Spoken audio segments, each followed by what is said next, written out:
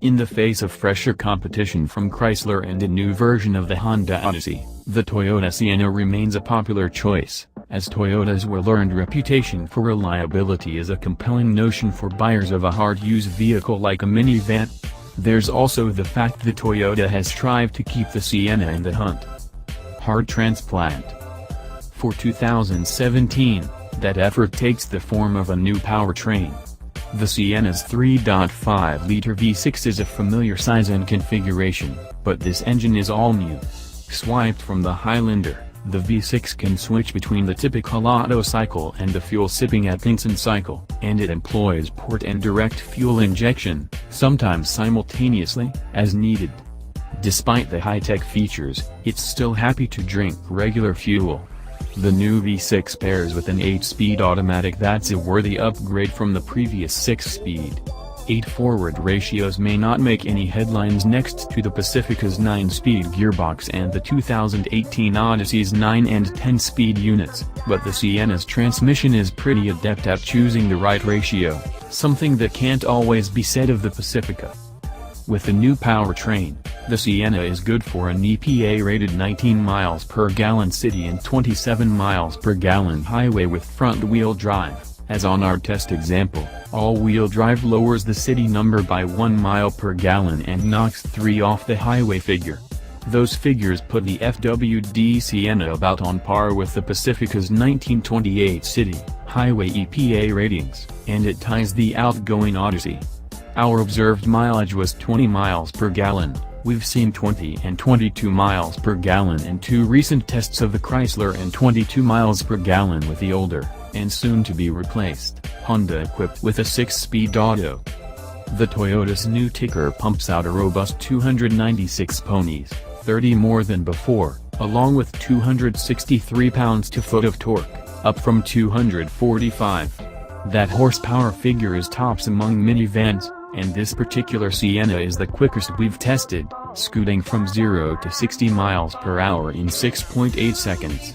And should mom or dad be emboldened to take the family minivan to the drag strip, they can be confident in its ability to outrun any Pacifica or pre-2018 Odyssey that shows up, based on our quarter-mile results of 15.5 seconds at 93 miles per hour in everyday driving. The Sienna responds with alacrity.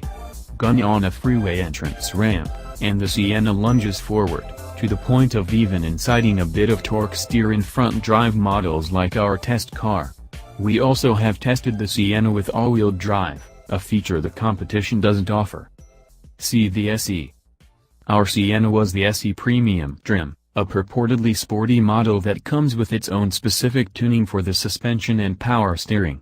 The result won't be confused with a BMW M5, but the firmer suspension at least wards off the woozy ride motions that minivans often suffer.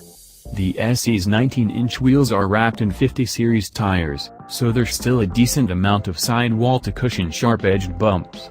And while the steering offers no road feel, its elevated effort levels keep it from being annoyingly overboosted, another common minivan affliction. At 0.73 grams on the skid pad, the Sienna trailed the last Odyssey, 0.77 grams, and Pacifica, 0.78 grams, that we tested. The Toyota's 184-foot stop from 70 miles per hour places it between the two. We recognize, of course, that a minivan is judged less by its own moves than by how well it moves people and their stuff. The Sienna's second-row chairs are fairly comfortable, and Toyota even fits a removable center seat, which is standard on this SE and some other trims. It's a narrow perch suitable only for a skinny passenger, but it could be useful for dealing with a last-minute addition to the carpool.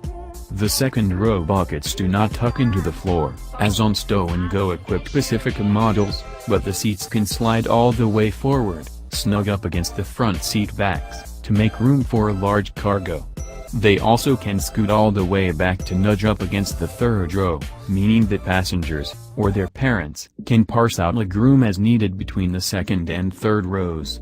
Assuming the middle row isn't in its most rearward position, the third row is quite habitable and includes pop-open vent windows with sunshades. Behind it is a deep well for luggage, an advantage that minivans have over nearly all three-row crossovers. The 39 cubic feet of cargo space back there not only eclipses that of a Chrysler, 32 cubes, and the Honda, 38, it ties the immense Chevrolet Suburban. Up front, the driver enjoys a supportive seat, but some may find that, even though the steering column tilts and telescopes, the steering wheel is rather far away. Toyota, thankfully, retains a conventional gearshift lever, and the Sienna's analog instrument cluster is highly readable. Standard on the SE and above is a configurable TFT screen between the main gauges showing trip computer information, a digital speedometer, or audio info, among other things. The sharp and clear infotainment screen in the center of the dash is abetted by volume and tuning knobs. The climate control system uses large knobs and a few physical buttons, making it easy to use. Our SE had a practical, all-black interior with white contrast stitching and bits of carbon fiber look trim providing some not terribly convincing racy touches. Nor can we endorse the SE's special bodywork, which consists of lower side skirts and front and rear fascias that serve only to make this big box look even bigger. Toyota, though, must be enamored of it, since it's making the SE's side sills standard on all models for 2018. Not so high-tech. The Sienna's age shows, however, in the lack of USB ports for second and third row occupants. Also, Apple CarPlay and Android Auto are not supported. The rear climate controls and AC vents are somewhat awkwardly located on the ceiling behind the driver's headrest, although the rear climate also can be adjusted via the main VEC controls. The 2018 version of this van, which has already been revealed, addresses some of this model's shortcomings. Toyota is adding Wi-Fi on the and higher trims and, on top-spec models, a 360-degree view monitor and the ability to stream video from Android devices to the rear seat entertainment system. More significantly, the 2018 model makes standard automatic emergency braking, adaptive cruise control, lane departure warning with lane keeping assist, and automated high beams. Currently, only the top-spec Limited Premium offers automated emergency braking and adaptive cruise control, and they're optional. Blind spot monitoring and rear cross-traffic alert are standard on the SE Premium and higher, optional on the SE. That the 2017 iteration of this Toyota trails in tech and features may not be a critical failing to some buyers, however. For minivan shoppers who don't require the latest gadgets, this Sienna gets the basics right and continues to be easy to live with.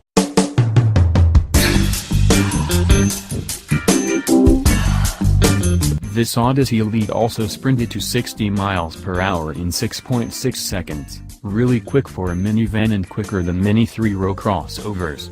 The Chrysler Pacifica, clearly the Odyssey's biggest rival, claims a 7-horsepower advantage over the Honda but managed only a 7.3-second time in the same test. Whether putzing around town or merging into heavy freeway traffic, the Odyssey never feels as if it wants for power.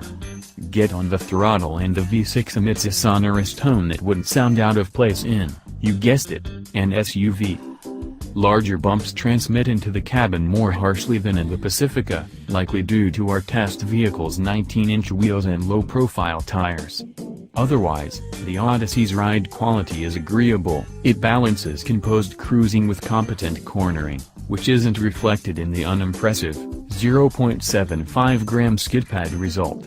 But it changes direction nimbly and drives like a much smaller vehicle. Steering effort is light, but the electrically assisted system is accurate and direct. We'd call the Odyssey a slam dunk dynamically, except for a brake pedal that feels like stepping on a slice of angel food cake. And it's more than just feel. Stopping from 70 miles per hour required 184 feet, a longer distance than any rival and, in fact, rather SUV-like. Blurred lines. The Elite trim carries a hefty $47,610 price but brings leather seats, a heated steering wheel, ambient cabin lighting, a built-in vacuum cleaner, heated and ventilated front seats, and acoustically insulated glass to keep things hush-hush. When perched on the soft, supportive front seats behind a blocky dashboard with large swaths of silver-colored trim, it's easy to forget that you're driving a minivan. The seating position is car-like and there's a clear view of the road ahead, but both the second and third rows can comfortably host adult-sized frames, unlike those in many three-row crossovers. The most minivan-like feature is the second-row strict Magic Slide seats that can be reconfigured in a number of ways. The Magic Slide seats are standard on X trims and above. They also can be unlatched and removed from the Odyssey altogether, but they're quite heavy. The two outboard seats weigh 68 pounds each, with the skinny middle seat coming in at exactly half that. The sliding seats mechanism remains in place after the seats themselves are removed, which means a completely flat load floor isn't afforded to Odyssey buyers.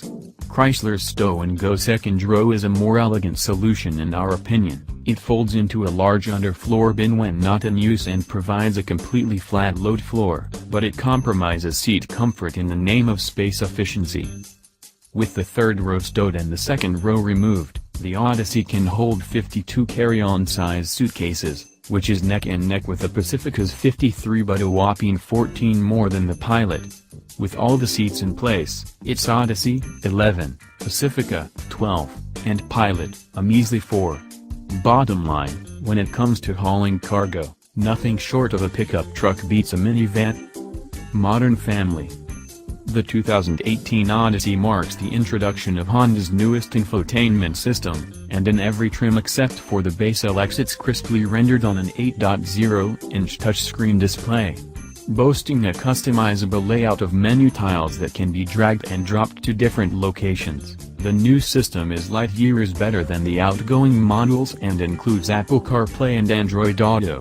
The Odyssey Elite comes with an in-car PA system that broadcasts through the vehicle's speakers as well as any headphones connected to the Elite's standard rear seat entertainment system. With onboard Wi-Fi enabled through a 4G LTE data connection, passengers can stream video, iHeartRadio, Spotify, and the like through the ceiling-mounted 10.2-inch flip-down display. Rear seat occupants can even keep an eye on trip progress and their ETA at the intended destination.